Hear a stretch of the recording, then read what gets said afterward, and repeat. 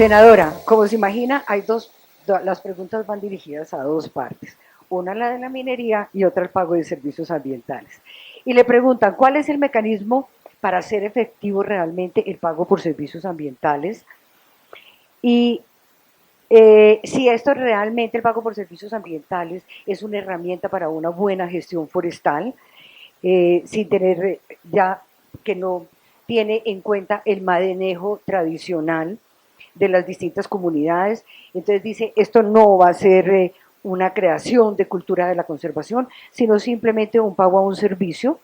¿Qué pasa con el recurso hídrico, y el conocimiento de los acuíferos? Y la otra es muy interesante porque es una pregunta que nos hacemos todos los ambientalistas o los que trabajamos en conservación, y es por qué se incentiva el desempeño fiscal en la transformación hacia usos industriales y a los municipios que tienen áreas de conservación o parques nacionales se les castiga. Y es que cómo poner límites al desarrollo derivado de las actividades minero-energética, y la otra es realmente, es sabido que la minera surafricana Glogola Ashanti dice aquí que la más depredadora del mundo. ¿Y qué pasa con estas comunidades que se están enfrentando, como Piedras y otras que se están enfrentando a esa gran minería? Yo primero quisiera empezar por decirle a Luis Fernando que la razón por la que no hay sentencias condenando la acumulación ilegal de baldíos no es por probidad, sino por impunidad. Y porque ahí están metidos unos cacaos. Eso lo hubiera hecho pues 3 pelagatos que no tienen presidente a bordo, ni ministros, pues estarían condenados hace mucho rato. Y yo espero que eso salga pronto, entre otras cosas para poder solucionar, digamos, este tema. Lo segundo que quisiera decir es que a mí me alegra mucho que los que quieren probar las sidres estén tan preocupados porque los pobres campesinos que están en áreas potenciales para sidres están condenados a la pobreza si no pueden acumular baldío, ¿cierto? Están preocupadísimos, si pueden acumular UAF. Me alegra infinitamente que estén tan preocupados, pero les quiero contar la otra mitad del problema. Es que los campesinos que están por fuera de las áreas potenciales sidres están igualmente o peor de pobres porque no tienen tierra. No porque no la puedan acumular, sino porque no tienen, ni chica ni grande.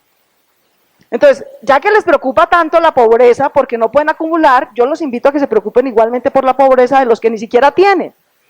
Y una ley que fuera integral, y esto no es culpa de ustedes, sino del gobierno, que entendiera el problema en su totalidad, ha debido llevar una propuesta de ley que nos diga cómo va a permitir que los que no tienen tierra la tengan, que los que la tienen pero necesitan formalizarla la formalicen, y que los que necesitan es acumularla la puedan acumular. No, llegó con la última parte, no con las 2 primeras. Y eso hace esta ley, digamos, insensata desde el punto de vista del desarrollo ambiental y agropecuario de Colombia. Sobre el tema de los pagos por servicios ambientales, miren. ¿Qué va a pasar? Empiezo por la pregunta final. ¿Qué va a pasar con Piedras? Que ganó. Eso pasó. Que su consulta popular, que es una consulta simplemente de expresión ciudadana, que evidentemente no tiene efectos de ordenamiento ambiental ni puede cambiar las normas mineras, paró a la minera más grande del mundo, que es Glogola Ashanti. ¿Por qué?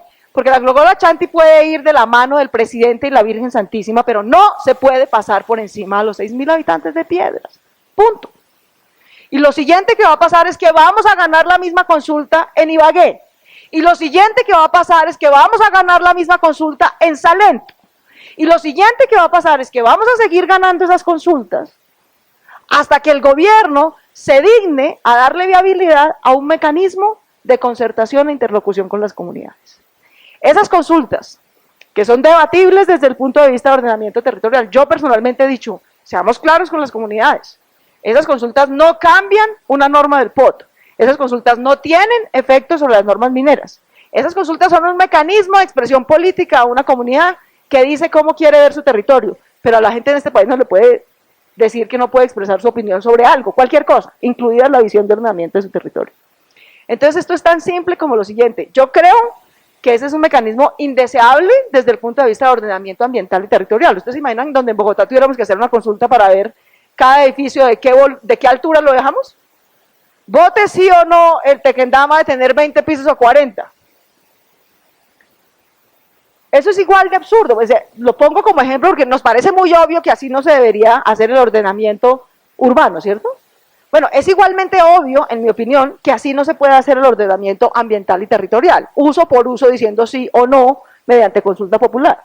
Pero esa consulta popular ha sido una reacción legítima de los ciudadanos que llevan 30 años o más siendo aplastados, desconocidos por el gobierno nacional, que va a ser de lobista de las mineras y no de garante de los derechos de todos. Entonces, eso va a seguir ocurriendo. Lo que debería ocurrir es que apoyen nuestros consejos verdes o una mejor idea. Si alguien tiene una mejor idea que los consejos verdes como mecanismo de concertación, que la ponga a disposición en el Congreso. Pero si no tienen una mejor, la alternativa no puede ser simplemente seguir aplastando a la gente. Sobre los pagos por servicios ambientales, mire, yo los invito, yo le he dedicado mucho tiempo a estudiar este tema. Y realmente, entre más lo estudio, más convencida estoy que ese es uno de los instrumentos más importantes del presente y futuro de Colombia. Colombia debería tener, como les dije, ese registro único de ecosistemas y áreas protegidas. Yo siento una envidia, y debo decir una envidia de la mala, con Costa Rica. Costa Rica, pucha, tiene 4,5 millones de habitantes. Costa Rica es nada comparado con el potencial de Colombia y puede vivir, porque fue la decisión que tomó, vivir de la protección y desarrollo en usos de biotecnología, investigación, ecoturismo, etcétera, de su patrimonio. Solo en lo que tiene, les voy a decir lo siguiente, solo en lo que tiene hoy, suponga usted que no creamos el registro que yo digo, solo en lo que tenemos hoy en parques, tenemos el triple del área de Costa Rica. Y si hiciéramos el registro que les digo, podríamos tener 1/3 del territorio de Colombia, por lo menos 1/3 del territorio de Colombia.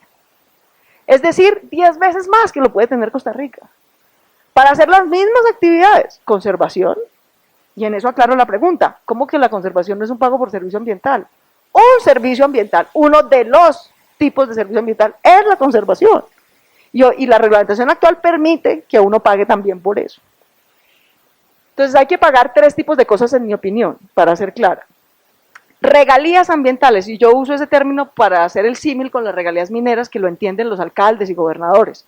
Cuando un municipio tiene un tipo de patrimonio que nos pertenece a todos, que es el minero y el petrolero, le pagamos una parte por explotarlo, ¿de acuerdo? Bueno, en la misma lógica, cuando un municipio tiene una parte del patrimonio que nos pertenece a todos, que es el ambiental y el ecosistémico estratégico, le pagamos porque lo conserve. O sea, no puede ser tan difícil de entender, ¿cierto? Entonces, a los municipios deberíamos pagarles regalías ambientales. ¿Por qué? Por cada hectárea que le estamos diciendo que nos conserve y nos proteja. ¿Ya? Para que pueda vivir de eso y no de la contemplación, y no los condenemos a la pobreza. Segundo, deberíamos compensarle el predial que no puede recaudar. Eso ya se hace con el territorio que se determina, por ejemplo, como resguardo indígena. Se le paga. Hoy en día el Ministerio de Hacienda le paga. Le paga, pongo un ejemplo, a ver, Toribío, Cauca. Una parte muy importante del territorio de Toribío, Cauca es resguardo indígena. Cada año el Ministerio de Hacienda le gira a Toribío, Cauca el equivalente promedio del valor predial que recauda por esa área en la que no puede recaudarlo, porque dijimos que iba a tener otro uso. Está muy bien, pero que pueda vivir de los usos que les imponemos o que tienen la historia. El pago por servicios ambientales es para privados, porque los que tienen que tener incentivos son tanto los agentes públicos, en este caso los entes territoriales, como los privados.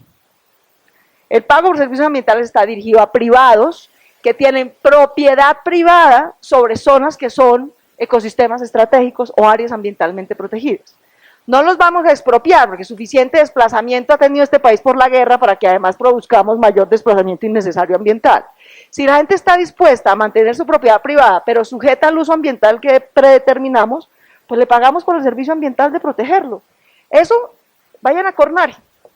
Cornare y Banco 2, eso está funcionando. Eso no es que algún día lo vamos a poner a funcionar. Eso ya funciona en Colombia.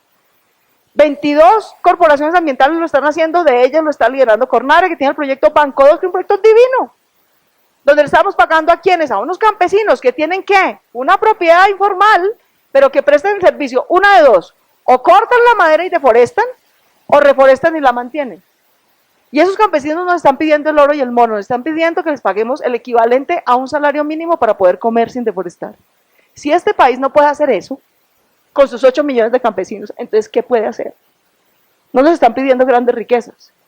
Cuando yo les digo que es viable para los cocaleros, si ser cocalero en Colombia hubiera enriquecido a alguien, tendríamos 2 millones de nuevos ricos. por cuenta de los últimos 30 años de narcotráfico y producción de coca. Un cocalero en Colombia, esas 65.000 familias que trabajan para las FARC, no se alcanzan a ganar 2 salarios mínimos. 2 salarios mínimos.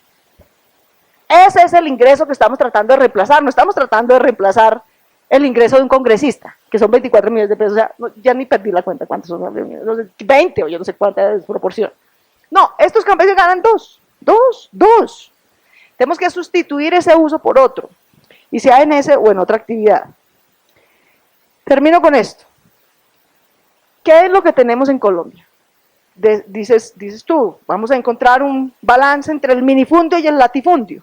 En la vida de verdad, Luis Fernando, Jaime, no, perdóname, te rehago la frase. Tenemos que encontrar un balance donde quepamos todos. Todos son, primero, los siervos sin tierra. El 15% de la población campesina son siervos sin tierra, o sea, como en el siglo XVII, como si hubiera feudalismo. Siervos sin tierra, primera categoría. Segunda categoría, hay minifundistas, en su inmensa mayoría informales y otro poquito formales.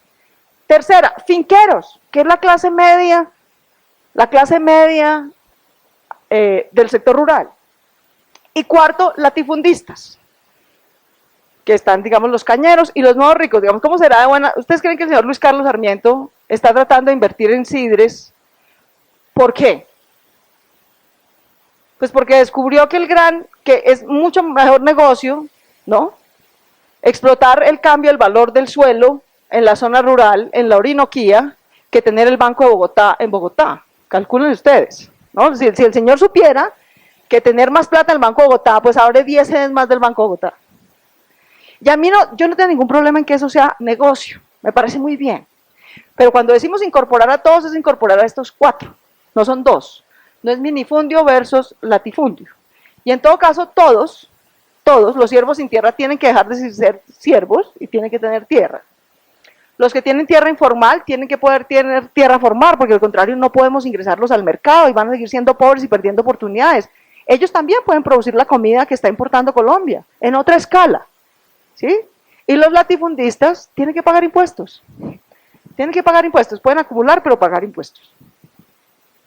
Gracias, senadora.